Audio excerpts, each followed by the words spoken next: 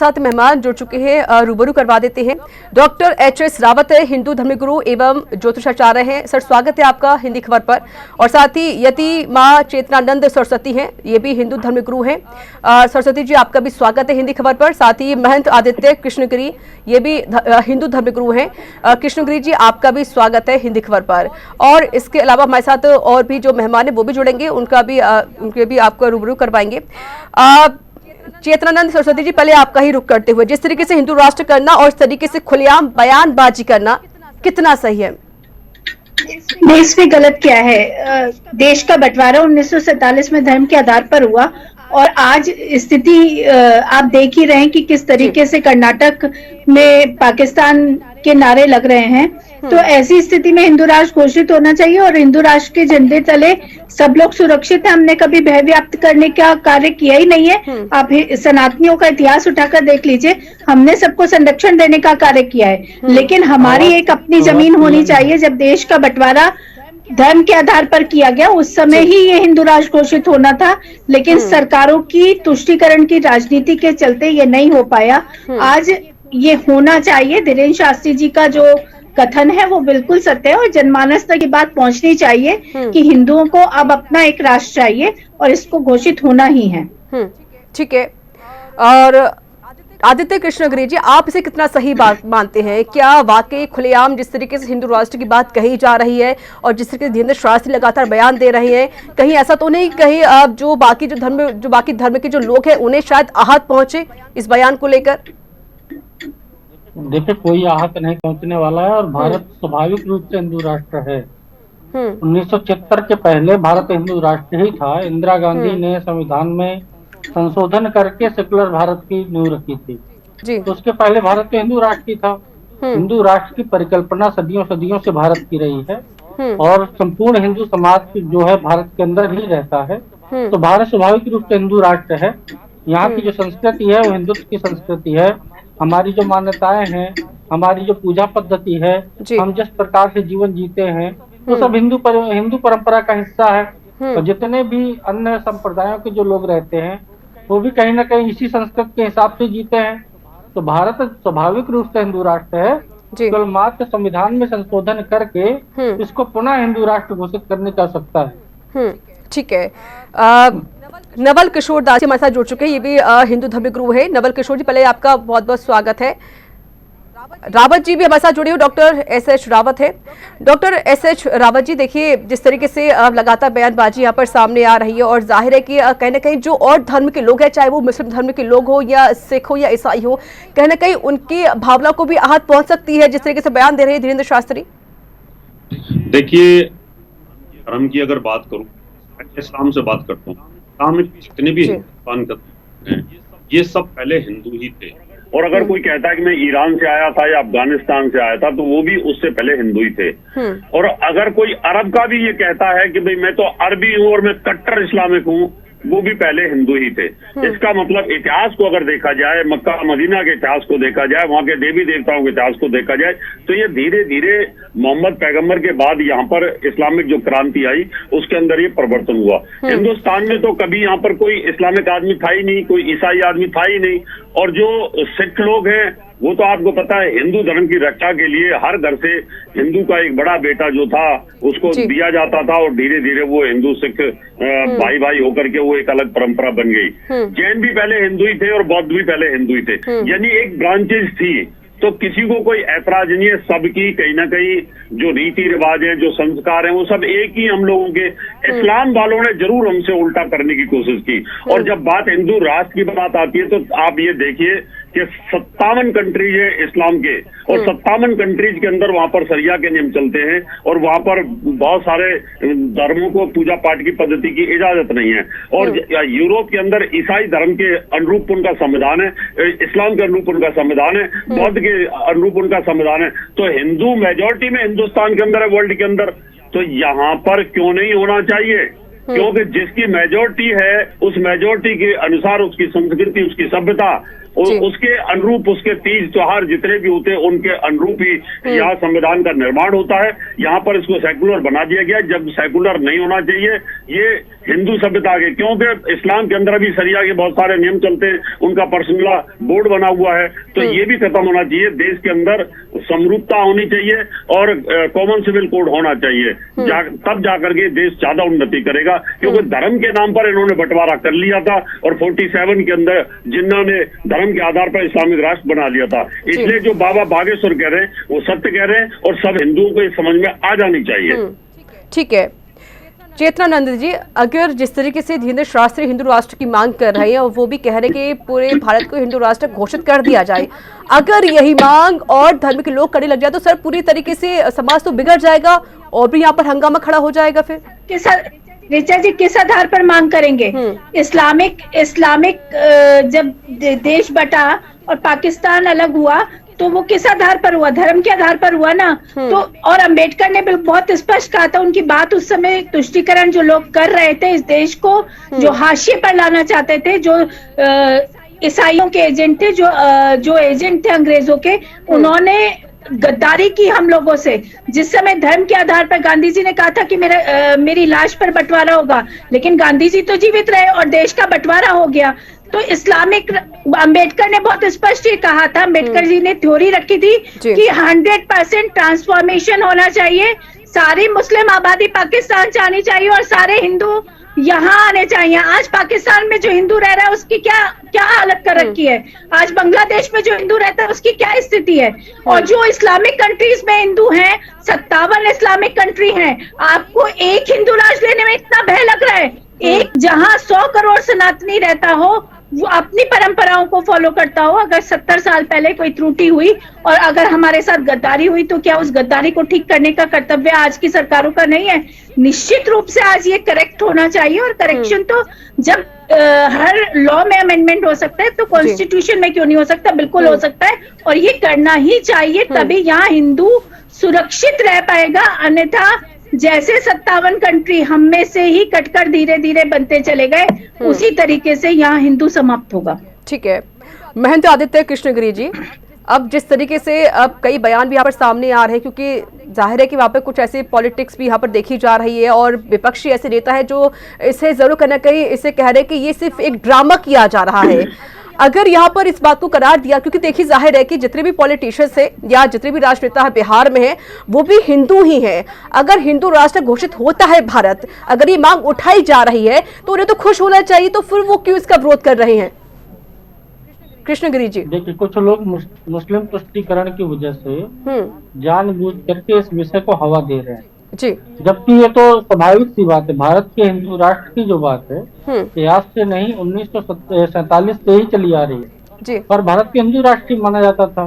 तो अभी क्या हुआ है, कुछ वर्षों में इस्लामिक तुष्टीकरण इस प्रकार से राजनीतिक पार्टियां करने लगी हैं कि अपने धर्म का अपमान, अपने देवी देवताओं का अपमान, अपनी संस्कृति का अपमान, अपने देश की जनता का अपमान, बहुसंख्यक समाज का अपमान ये लोग करते आ रहे हैं लगातार, जो कि इनको नहीं करना चाहिए। और इसी की वजह से इन विपक्ष की पार्टियों के हालात भी इस देश के अंदर आज क्या है, वो देश तो किसी से छुपी हुई नहीं है।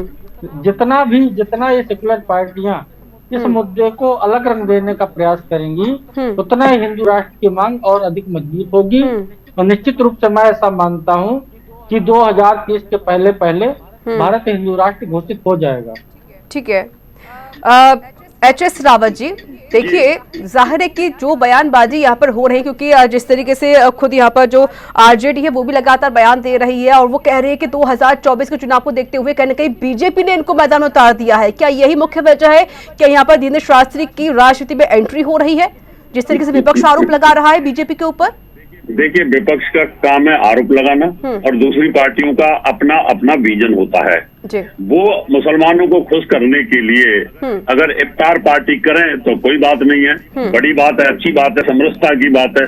और अगर वही हिंदू करने लग जाए तो ये क्रिमिनल मामला हो जाता है। यानी अगर वो वहां जाकर के कथा करते हैं या वो दरबार लगाते हैं या कोई मांग करते हैं तो उनको टेंशन हो रही है। उनको ये बात लग रही है कि कहीं बागेश्वर महाराज की वजह से कि कहीं यहाँ पर हिंदू हैं जो एक ना हो जाएं, जिनको बंटवारा करके रखा हुआ है बिहार के अंदर, तो निश्चित है उनका डर हो सकता है। और पार्टियां हैं, पार्टी अपने अपने चुनावी मुद्दे लेकर के मैदान में लड़ती है, कोई धर्म का मामला लेके लड़ती है, तो कोई अपना मुसलमान और यादव का फैक्टर लेके लड़ती है, तो सभी लड़ते हैं, तो उस समय उनको क्या दिक्कत नहीं होती दूसरे लोगों को। अब भारतीय जनता पार्टी ने अगर अपने मैनिफेस्टो में राम मंदिर का नारा लिया था, तो राम मंदिर बनवाया ना, उसे हिंदुओं को खुशी हुई ना कि जो 400, 450, 500 वर्ष से जो भगवान राम गुलाम की अवस्था में पड़े हुए थे, आज खुशी की बात है, तो वो करना चाहिए। तो विपक्ष करता रहेगा, वो तो रोता रहेगा, रोने तो कोई फर्क नहीं पड़ता, तो इससे कोई फर्क नहीं पड़ता कि उन्होंने 75 साल तक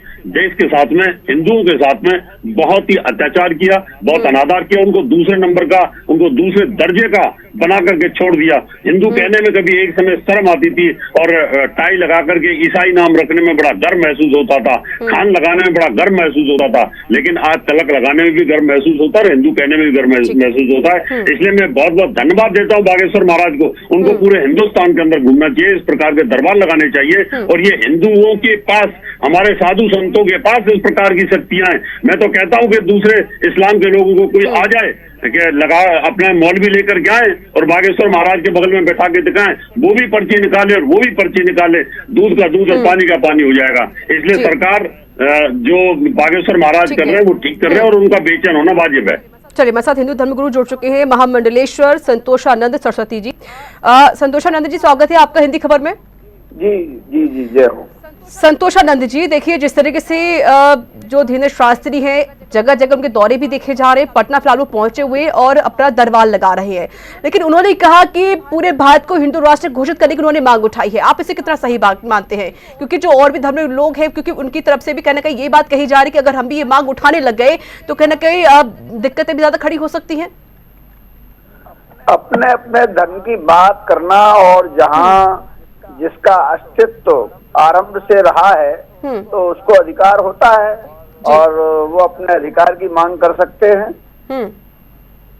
तो इस तरह से अगर अपने धर्म के प्रति मांग की जा रही है तो ये उनका अपना दायित्व भी है, कर्तव्य भी है। हर भारतीय हिंदू का अपना दायित्व और कर्तव्य है अपने धर्म का संरक्षण करना, अपने धर्म का विकास करना, अपने धर्म पर चर्चा करना।